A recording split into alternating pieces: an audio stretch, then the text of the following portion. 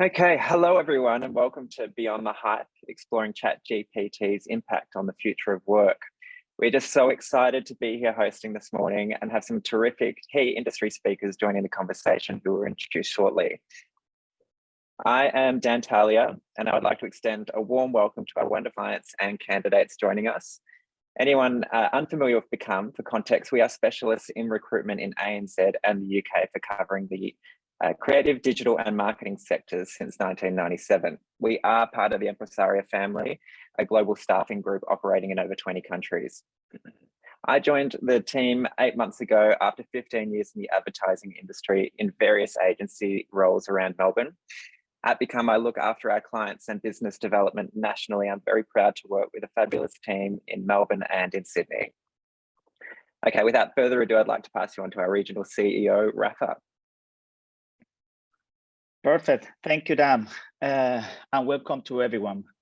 As Dan mentioned, my name is Rafa Moyano, and I am the CEO of Empresaria Group for this region, for the APAC region. That is the holding company of a group of brands globally that includes Become, who is hosting this webinar. So for me, it's a pleasure to welcome you to this webinar, where we will discuss not only the remarkable capabilities of ChatGPT, but also its implication for the future of work. As you can probably guess from my accent, I am not a bot, I am not an artificial reflection of myself or a pre-recorded one, and I am originally from Spain. Of course, I did ask ChatGPT for an example of an opening for this kind of webinar, but I still believe that it's important always to try to personalize the message and to have a human touch in everything we do. But there is no doubt that ChatGPT has taken the world by storm since its inception in November 2022. According to the latest data available, I think from ChatGPT, it has currently more than 100 million users, and it generates more than 1.8 billion visitors per month. So really something massive. AI technologies, including language models like ChatGPT, have the potential to automate routine and repetitive tasks, freeing up valuable human resources for more complex and creative endeavors, and therefore, and that is my hope, unlocking new levels of productivity. However, this potential also raises questions and challenges. As AI continues to evolve, there is concerns about its impact on employment and the workforce. And while automation can bring a lot of increased productivity, it may also disrupt certain job markets and require a shift in the skills and roles that are on demand.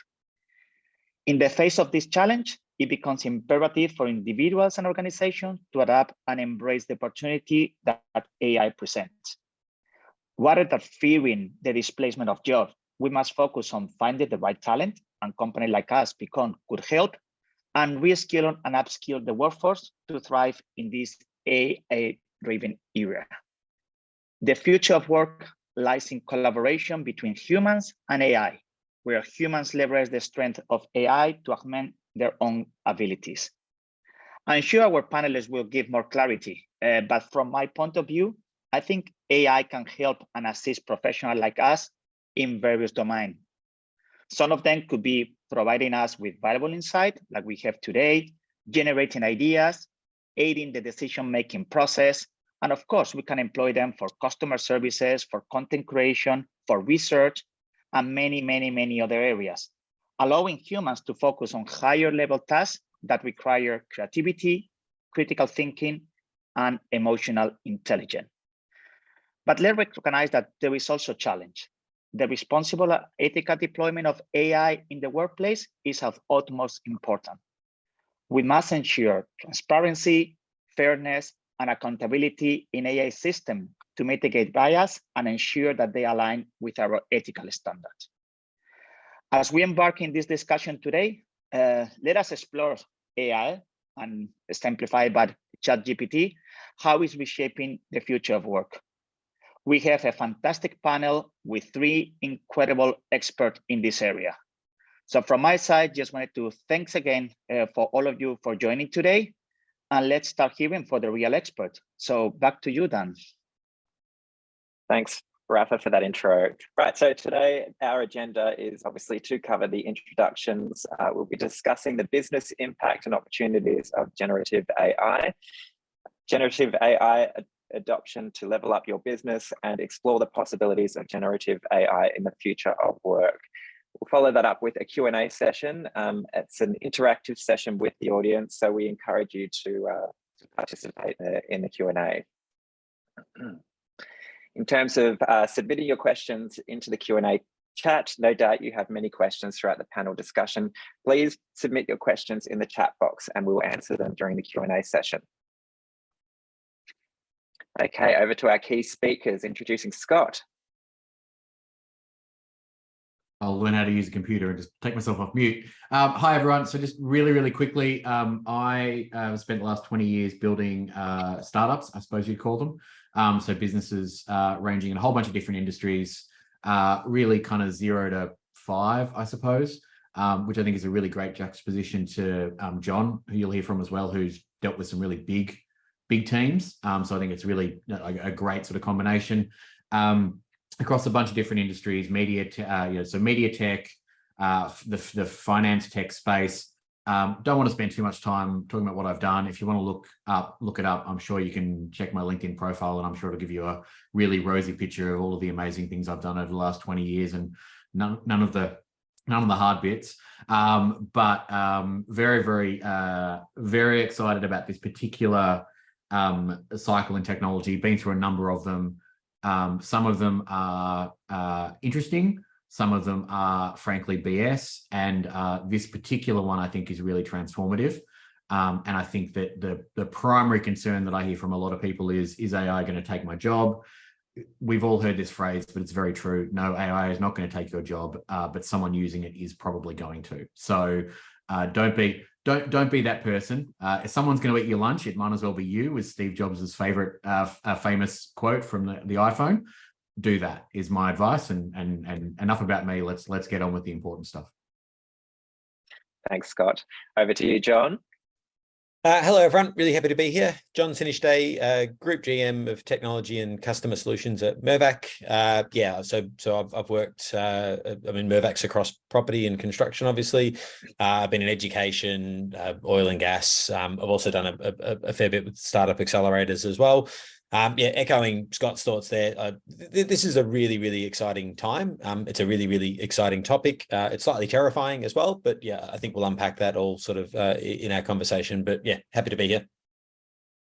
Wonderful, thank you, John. And over to you, Sabya. Hi all, good morning. Thank you. So you can see my name is Sabya Sachi, so you can call me Sab. I have been into the technology recruitment practice for almost 10 years now. I do have experience recruiting within the US market, in the European market, and of late I have been doing in Hong Kong and Singapore market.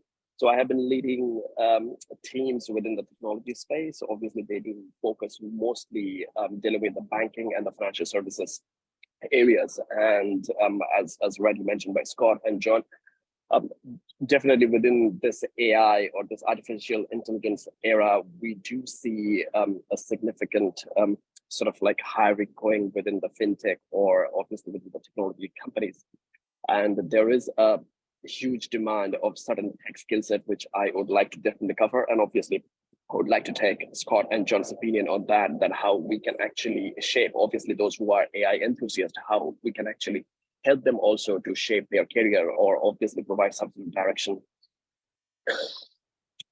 Thanks, Dan. Great, thank you, Sab. Right, I thought we'd shout out a few key stats about generative AI. The generative AI market is projected to reach about 110.8 billion USD by 2030. 63% of business decision makers plan to increase or maintain AI spending despite current economic conditions. 50% of users would pay for premium version of ChatGPT.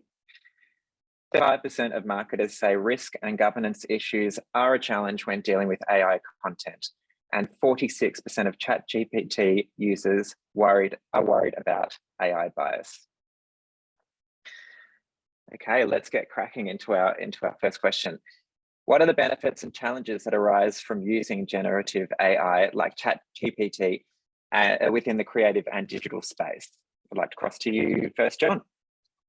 Yep. Thanks.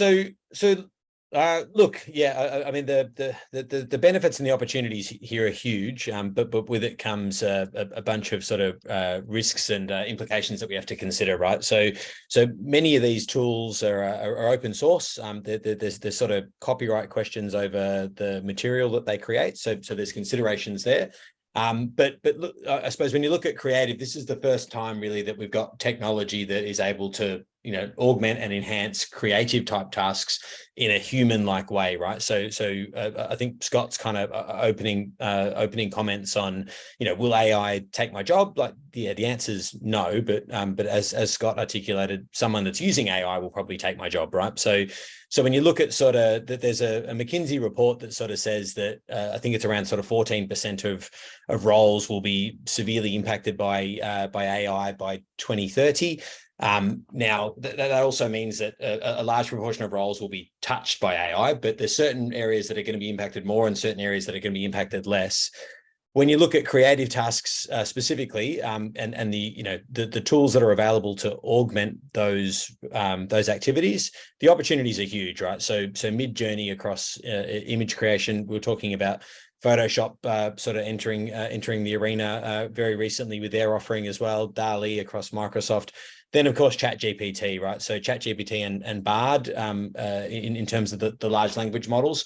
So it's almost like the question is, what can't you do, right? So the opportunity is huge. I suppose it's just up to the individual and the organization to embrace it. And this is one of those situations that you really can't do nothing because your competitors won't do nothing. And when those competitors, there'll be competitors that come up that don't exist today, and you're going to be up against organizations that don't have many people, but are able to move really quickly and leverage this technology to generate MVPs faster than you have been able to today. So another example would be Mid-Journey.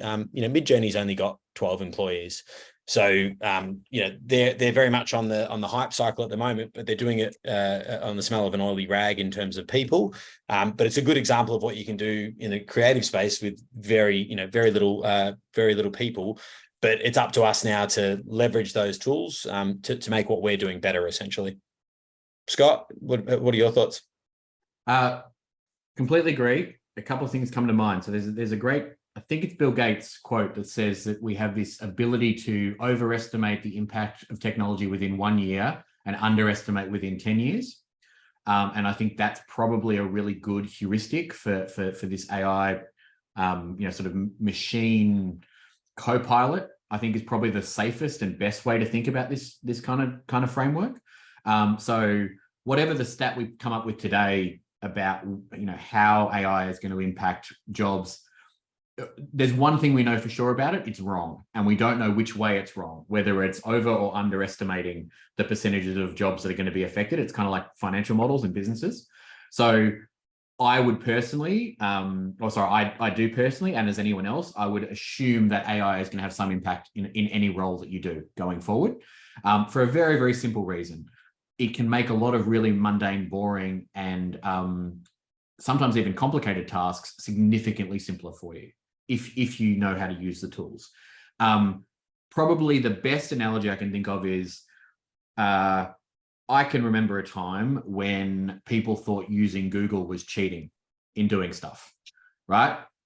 That is kind of how people feel about AI right now. And I can promise you that in 3, 4, 5, either days, weeks, months, or years, and I can't promise you which one of those it is, people are going to feel exactly the same way about AI. It's going to be crazy not to be using these kinds of tools to be doing your jobs. So I don't think anyone should be afraid of this stuff. I think everyone should be, what's that phrase? Alert but not alarmed, I think was used once in a marketing campaign. It's coming. No one's going to stop it. Anyone who's used it understands how much easier it makes doing complicated tasks. At the moment, it's being used for a lot of things like writing articles, doing SEO, all these kinds of like early adopter things that are just pretty obvious to people.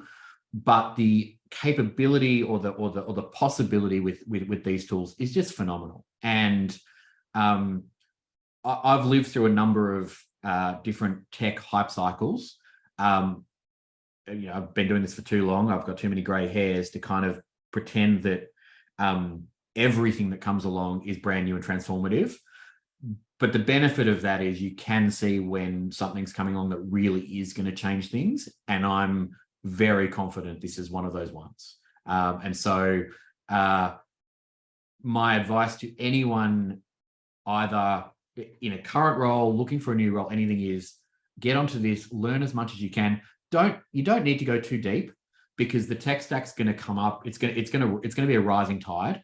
So you're not going to necessarily need to know necessarily how this stuff technically works, like all of the really deep maths about it. But if you don't understand how to use it in an everyday environment, and if you don't know how to kind of leverage it in the human interaction, I think you're going to get left behind. That's my broad opinion.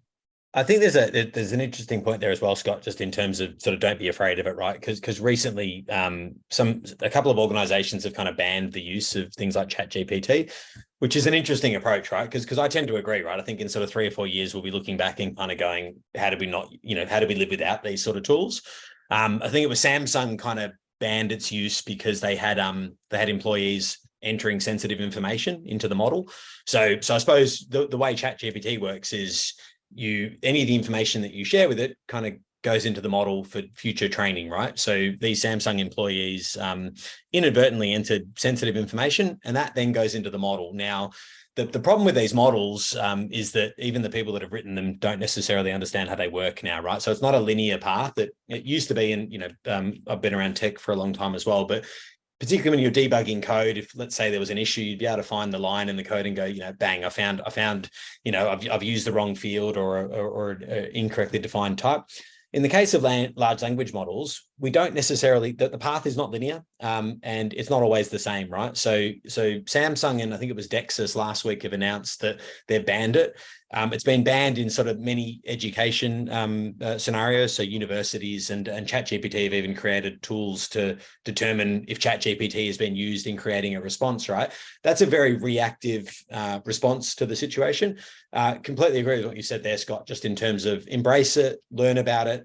What I think is also going to happen is the coding level, like people are going to come up, right? So in terms of ChatGPT can write you code, it can write some pretty good code today, but we're only at the beginning of that journey. So you kind of, if you do fast forward sort of a couple of years, you can envisage a future that, that code is being generated for you. So you don't necessarily have to know how to use the code, but what you have to know how to do is leverage the tools that are available to you. So the right tools for the right scenario. So, ChatGPT for text oriented, although it will be multimodal in the near future as well. But sort of, trying to get the right answers out of these tools and leverage them in the right way. Because I suppose it goes back to the point we were both making in the beginning, which is, you will be better off using it or augmenting your work, because it can take all these tasks off you and make your work better. And just building on that, one of the first applications within code for these tools is actually understanding and debugging code. So you may not necessarily start with it writing something from scratch and building the thing you want, although people are doing that, and there's lots and lots of examples of that. But one of the things we've found has been incredibly powerful is sometimes when we're doing acquisitions now, right? So we do acquisitions of companies, and part of your tech DD is like, what's there? Is it real? Of course, when you go and buy a company, everyone says it's amazing and everything works and all that kind of stuff. And we used to spend ages and ages and ages having really, really competent people go through code and spend ages going through the sort of the code base. You can actually now use some of these models to just look at code and say, this is what it's doing, this is how it's working.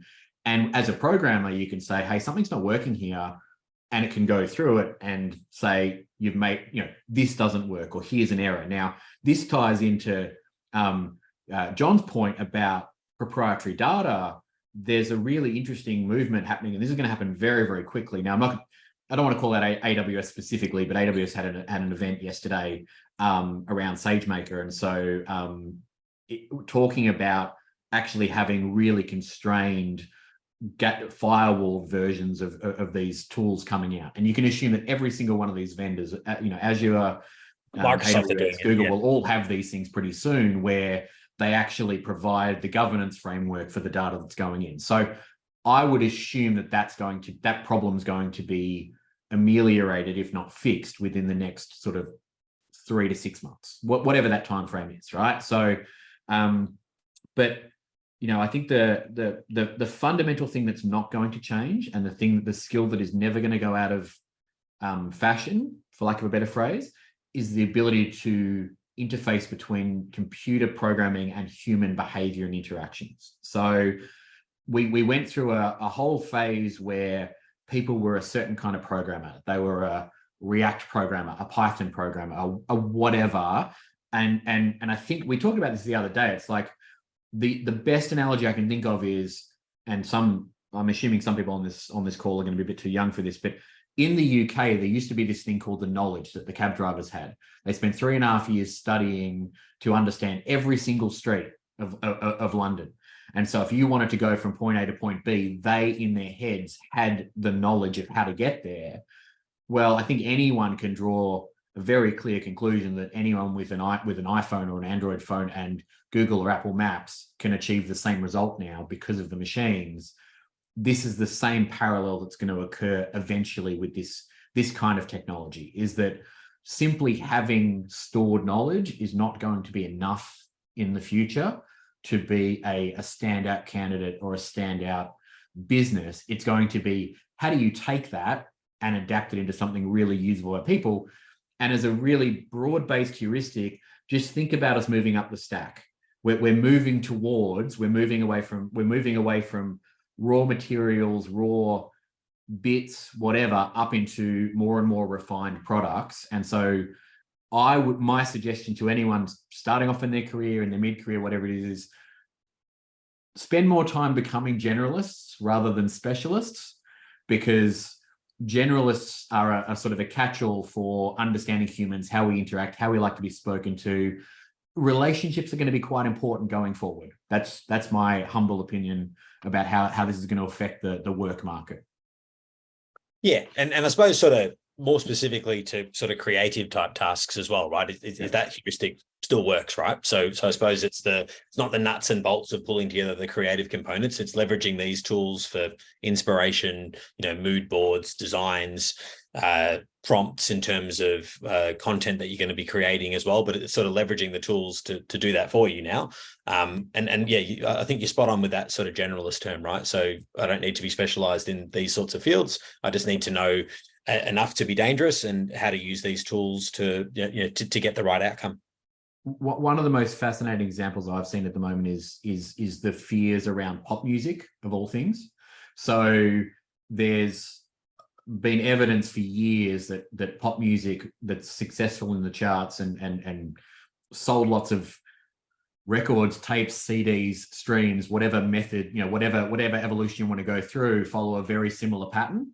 And there was a great example where they took Carly Rae Jepsen's Call Me Baby and put that under Donald Glover's This Is America, which are theoretically two very, very different tracks with very, very different audiences, and proved that all of the dance moves and all the kind of stuff that Donald Glover was doing matched perfectly with Carly Rae Jepsen's Call Me Baby, right? So what it was showing was that the underlying pattern is basically the same thing. And yeah. So, it seems like a ridiculous analogy, but it's actually very true that we are very predictable as a species. And it's not something that we want to admit, because we all kind of sit there and say, hey, look, I'm unique because, I'm a unique snowflake because of my upbringing and everything. But the reality is, en masse, we are quite predictable for very logical reasons. And where this ties back to how things like LLMs and those kinds of things work is they're not necessarily predicting the next word, although technically they kind of are, like GPT's predicting the next word.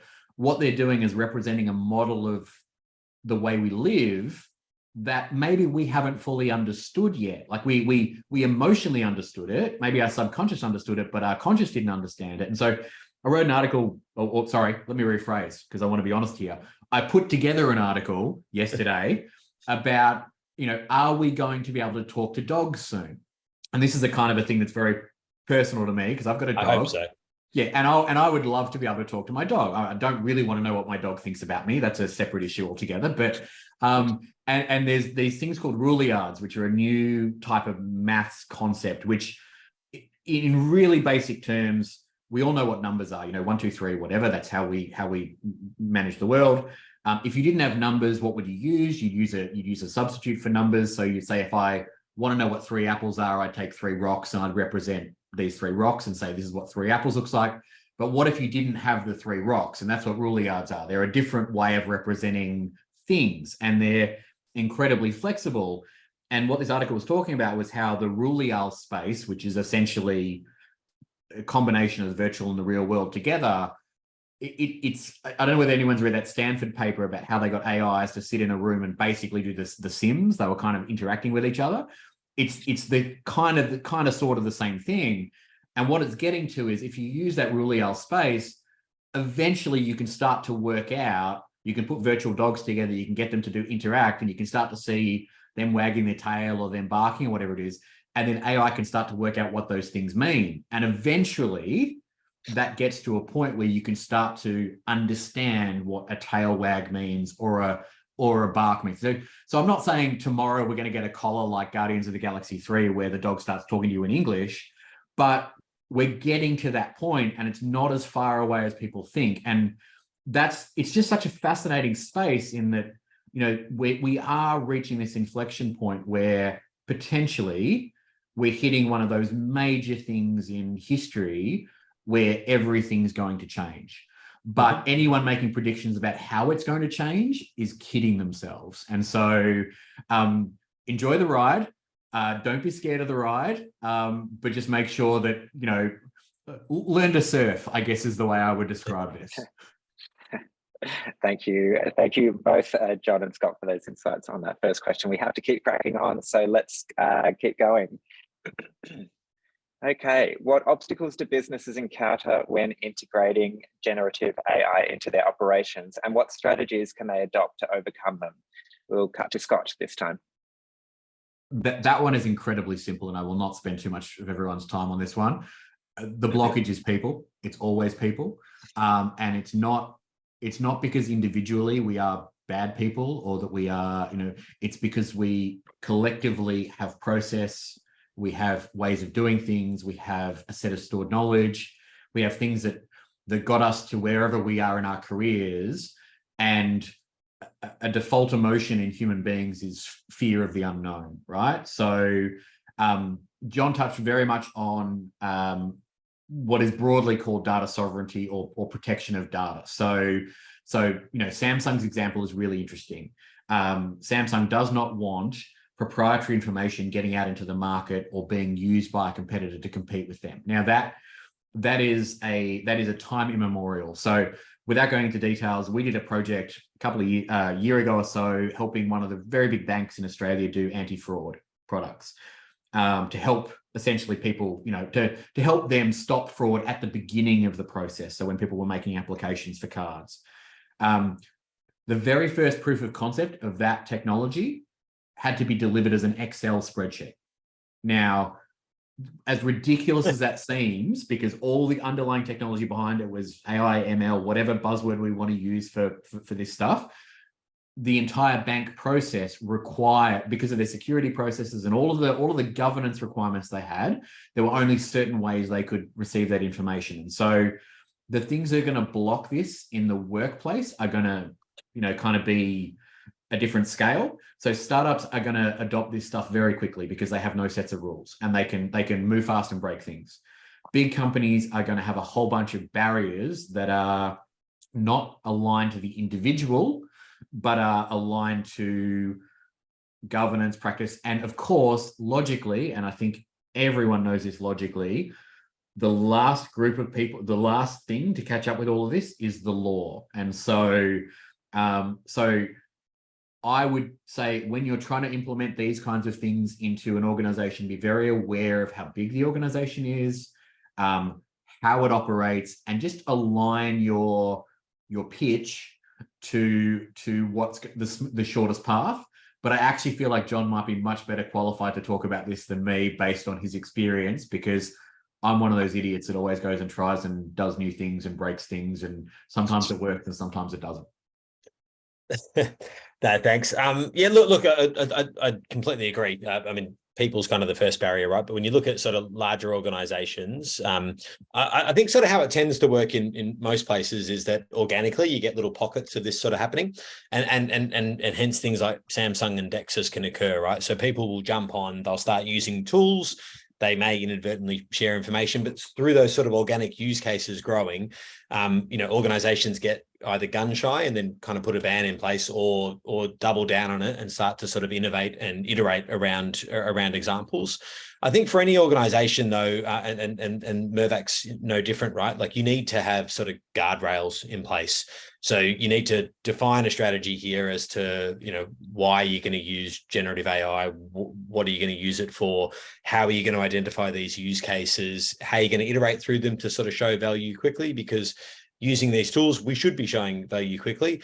The technical problems are really easy to solve. So things like your infrastructure and your connectivity and all that sort of stuff, they're somewhat commoditized, right? But it's those guardrails for responsible use, things like copyright, sort of legal, and as Scott sort of alluded to, the regulatory side, so compliance there.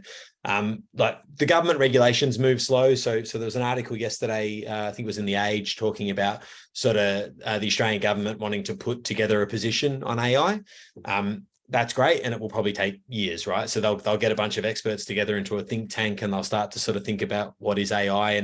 And to be honest, by the time they do it, it will probably be somewhat irrelevant, right? If you go over to the US, the CEO of OpenAI, Sam Altman, sort of fronted up to Congress to answer questions.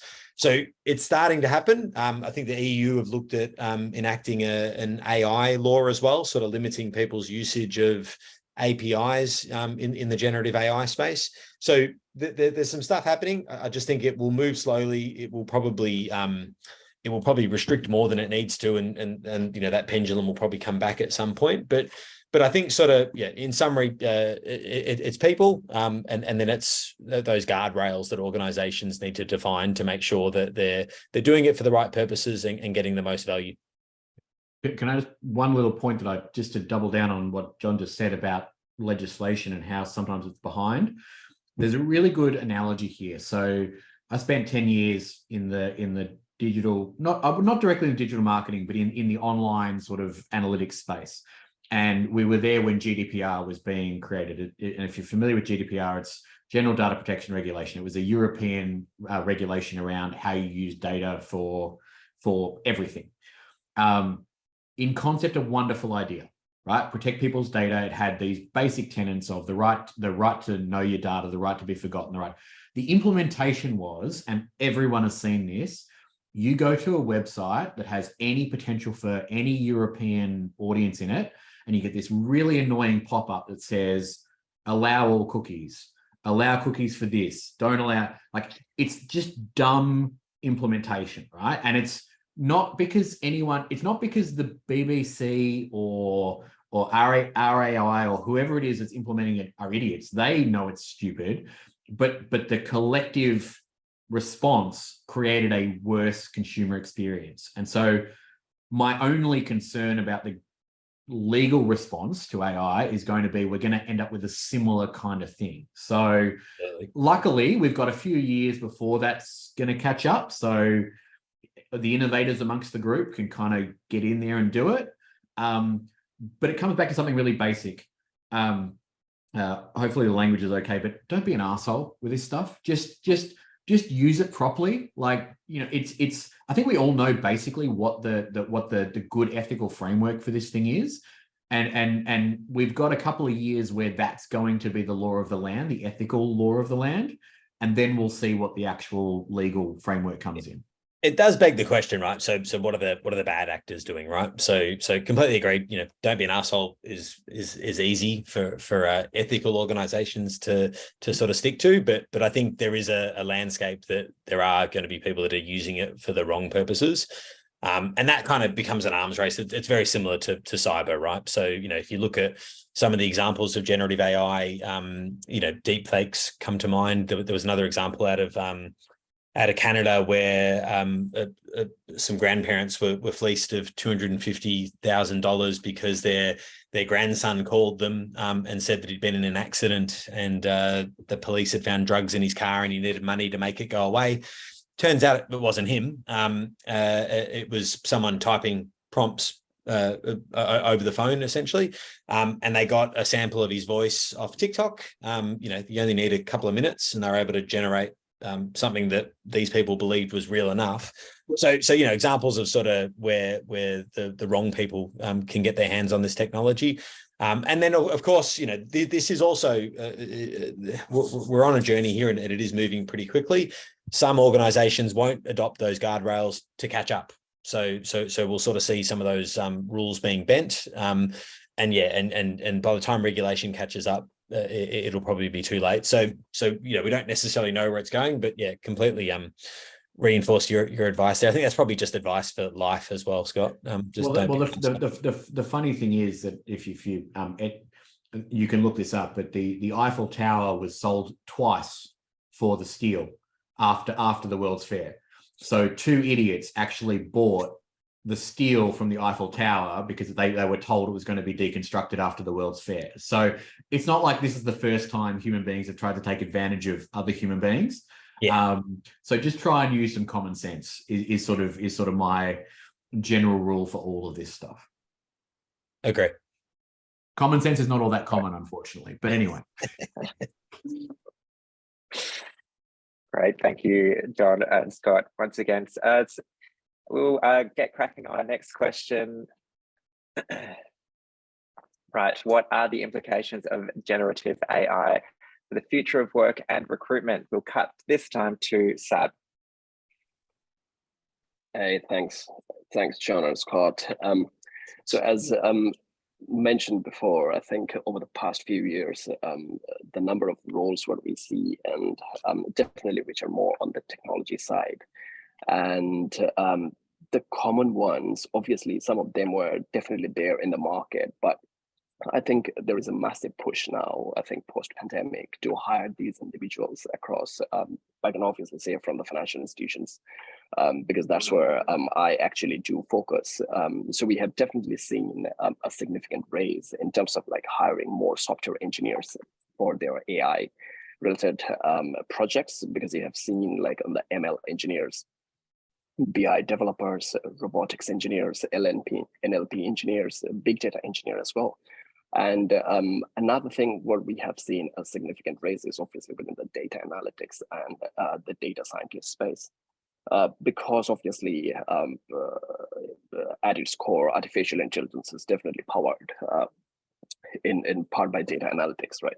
So there is a demand in that particular space. Also within the product management side, because last year we did a massive project with one of the fintechs, and they were looking literally all sorts of product managers in different areas. There is another hype, I think, in Singapore also, what we have seen, I think a couple of organizations, they also posted for some prompt engineers. So I would also like to pick up John and Scott's brain on if someone wants to definitely take their career more into the AI world, then what sort of skill set or what sort of competencies they do need to build? I'll start, Scott. Look, I mean, I think Scott summarized it quite well at the start, right? It's that sort of generalist approach, right? So get your head around sort of how these technologies work as a consumer of the technology and as a user of the technology. Things like prompt engineer are really interesting, right? Because I think there's a little niche right now, but is that going to be the case in the future? I'm not so sure, right? So I think at the moment, the ability to ask ChatGPT questions is kind of like the ability to type the right thing into a search engine. But the technology kind of does that for you as well, right? But in general, I think you want to be a generalist across the technology. There's loads of courses out there that teach you the basics of how they work, and that's really all you need to start with. As Scott said, don't dive into how they work unless you want to be an AI engineer and you want to be working for these platforms in the back end. I think it's more about sort of understanding how they work and how you can leverage the power of these tools. I also follow some key people on Twitter, and they've always got examples of new things. So So for instance, when sort of Auto and Agent GPT came out, where you've got the ability to chain together. So ChatGPT and Bard and things like that are great because they give you an answer, but that's all they do, right? So I can give it an input and I'll get a contextual output. Things like Auto GPT enable you to chain that together to start, okay, now based on the response, I now want to do the next thing and the next thing and the next thing. And one of the demos I saw last week at the property council event was, asking Auto GPT to solve the housing crisis in Sydney. And so, it goes, okay, in order to solve the housing crisis, I need to do some research. And when I get these answers back, and it started to sort of chain together the requests. For the record, it didn't solve the housing crisis, but you can envisage a future where these API services are enabled and your AI agent can talk to them in sort of real time. But I suppose it kind of just comes back to, in order to prepare yourself for it, yeah, you want to expose yourself to it. You do want to get across as many of these tools as possible. As I said, follow people, build up use cases, and familiarize yourself with them. And that's probably going to be enough for most people to start to augment what they do and look for those use cases in your day-to-day working life. Scott, have you got stuff you'd like to add? So I apologize. There's two things I want to say here. So first one is a direct follow-on from John. So as of yesterday, my opinion on prompt engineering was bullshit industry that will last for three months, right? Then again, I got shown some slides from the conference, and not going to name the name again.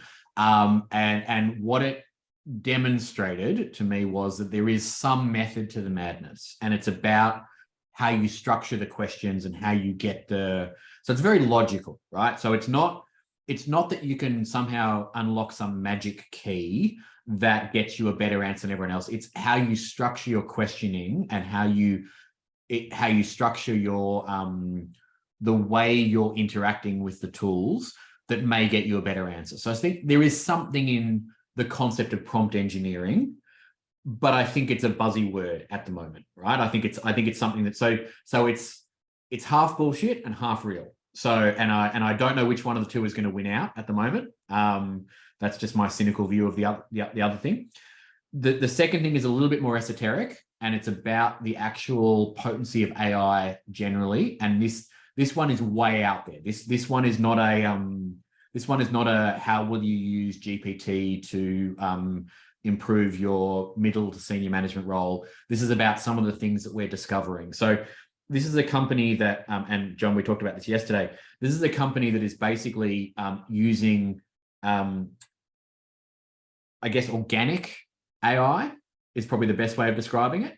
So what they did was they created a petri dish or a big area, and they outlined oats of all things. So like a food source that look like the big cities within Japan. So a whole bunch of like really, sort of to represent city centers. And then they had biological elements working out how to make the most efficient way to get the nutrients amongst each other. And so it created this like dish of all these different connections between these oats or these food sources that represented the cities. And you could see all these lines being created in all of these paths. And when I first read the article, I was like, so what? Like, who cares?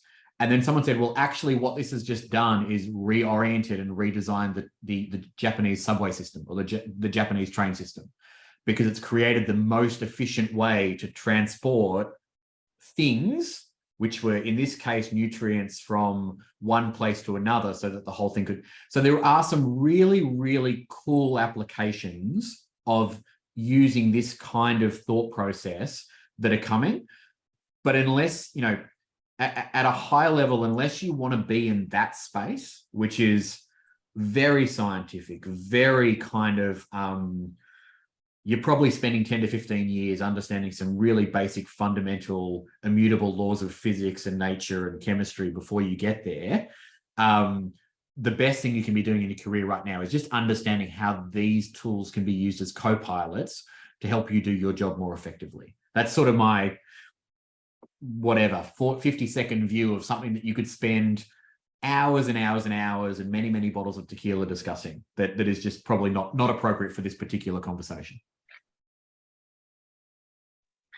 Yeah, no, I also do agree on the hype about the prompt engineers, because I was also reading an article saying like maybe in the world right now there could be only 300 to 400 people who can actually do that prompt engineering job, and that's why maybe there's so much like high paying. Even like if you see the advertisements, even I think Anthropic, Google-backed AI, they were like publishing for $380,000 per annum, that sort of salary. And I think the lady who has obviously become very, very popular and viral on social media, big prompt engineer, is Anna Bernstein.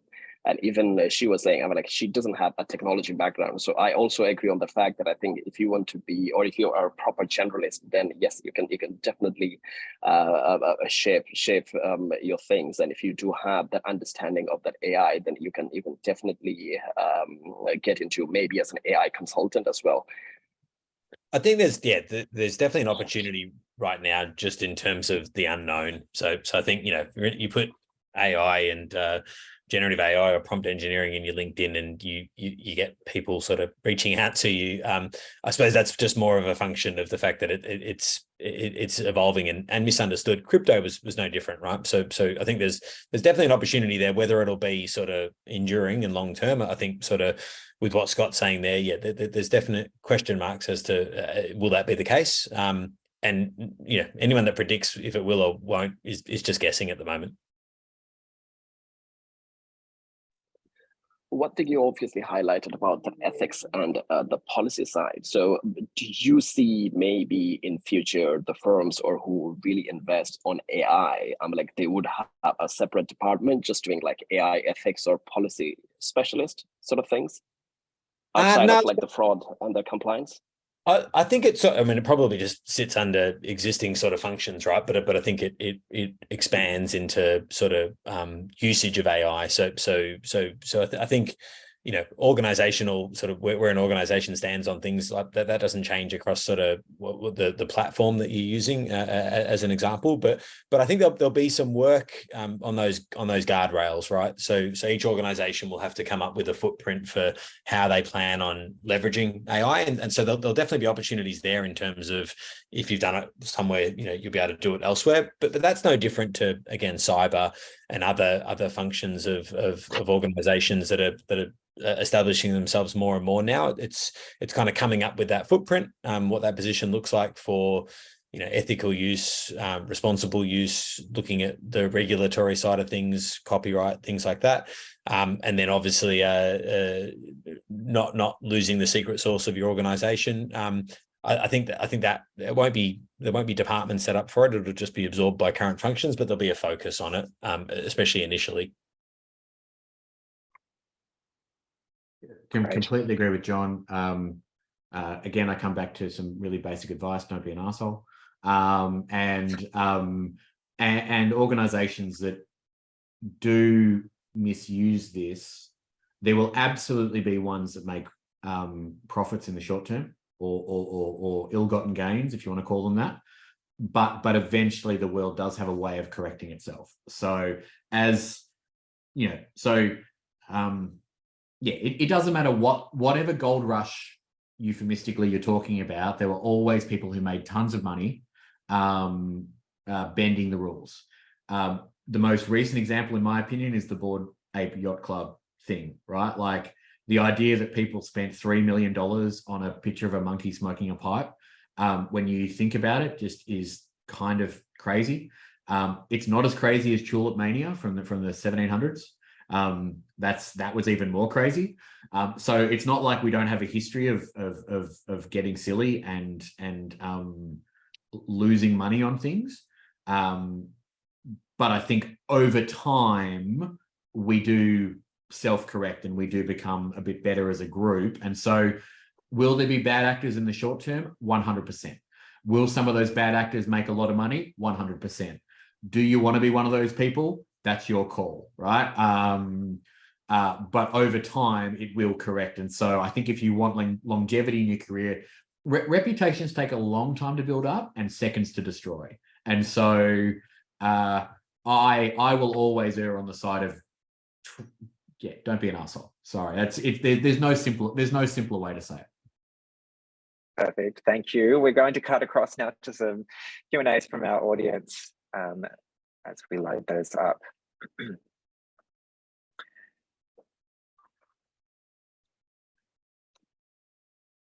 Okay. Okay. Dan, do you want me to say out the questions to the? Oh, yes, student? yes, please. That would be Yeah, great. okay. Okay, one of the questions we have is, are there permissions or security levels in ChatGPT for users to define who can access the data they inputted in the app? So not within ChatGPT, strictly speaking, but as Scott alluded to earlier, there's containerized type offerings, right? So Microsoft are offering it as an example with Azure, that anything you do within their sort of ChatGPT instance is constrained to that instance. So that and the reason they've done that is to offer organizations the ability to kind of, you know, iterate and play with these tools in their own sort of context, and ensuring that their data doesn't leave that container, so they can do it safely. But I don't think ChatGPT offers it. I mean, ChatGPT is tied to a user anyway, but as I said before, typically when you pass that information, it goes into the back end of the model. But in the cases that I've talked about, that doesn't happen. And yeah, just to reinforce what John just said, the way these things actually work, and I would actually use Midjourney as probably a better example than GPT, is they actually get smarter by a thing called reinforcement learning. So you ask it a question, it comes up back with a response, and I think in GPT you can give it a thumbs up and a thumbs down from memory. But in Midjourney, you can select which one you like. You can upscale. You can do revisions. You can do a whole bunch of stuff. So the entire premise of these things is that the data that you're feeding into it is sharing into the model to make the model smarter. So at the moment, any of these public tools, assume there is absolutely no privacy to the data that's going into them. And that is the point. That is the point of how they get smarter and better. As you move up the stack, and I mean the commercial stack, not the technology stack, to where an organization like whomever, a Telstra or whatever, wants to use it internally for help desks, because you can assume that 90% of help desks are going to be driven by AI, at least in the first couple of layers of support in the next whatever years. They will have their own containerized, or whatever you want to call it, contained instances. So nothing you put into ChatGPT at the moment is private. Assume it's something you're saying publicly. So just be comfortable with that at the moment. There's a really good example as well, Scott. I mean, recently across people's sort of socials, I'm not sure if you've seen, but people are uploading sort of AI generated images of themselves. And what people haven't realized is that by uploading your face, then that face now becomes part of the model, right? So when it goes to generate these images, you're actually seeding it with your own face. And I mean, you can get into a whole conversation about sort of image rights, but it's another good example where people sort of jump on. I mean, you see it across Facebook and Instagram all the time where you're sharing information. You know, now we're also talking about sort of sharing your image rights as well. But that started 3 years ago. Everyone remember that trend where it was like you could put your face and it would tell you what you'd look like in 20 years? Yeah. Well, what the hell do you think that was actually about? Because it was a free service. That was exactly what that was about. So just, you know, it's just common sense. If you put something on the internet, it's public knowledge. It's just that simple, right? And it comes back to something really, really basic. If you're not paying for something, you're not the customer, you're the product. It's that simple. And it's just a really basic heuristic for everything. Yeah, thank you, Scott and John. Another question. This might be related to Sabia, in terms of recruitment. Is it beneficial to provide young employees with training in AI-related skills? I have a controversial view on this one, so I'm going to get someone else talk first. I think Sabia, you were going to answer to start with. Yes, I think one of the recent hires I think we had that was obviously in Hong Kong. So they were looking for some junior engineers. Obviously, they are doing some sort of like AI solution, and they were open to consider someone fresh without any experience. But what they really emphasized on, someone should have a bit of like AI knowledge or some sort of like course if they have got. So they literally prioritize that. So I believe, and I have seen that trend, obviously, like when we used to look for like project managers with some sort of like the PNP or Scrum or Prince2, that sort of background. I think in the AI side of it as well, they or the company definitely would look for some sort of like certification, or as long as they have some sort of knowledge about how the function it functions basically. So to me, I think yes, definitely, I think it would definitely be an advantage.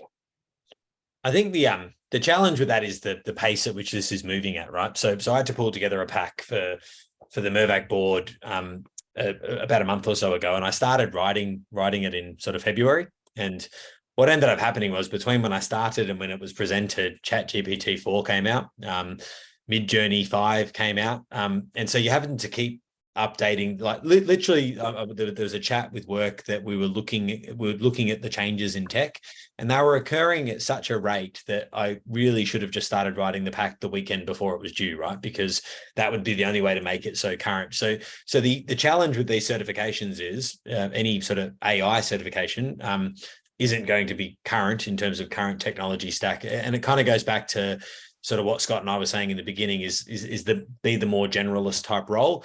I mean, with young sort of, I suppose young people are going to be using these tools already.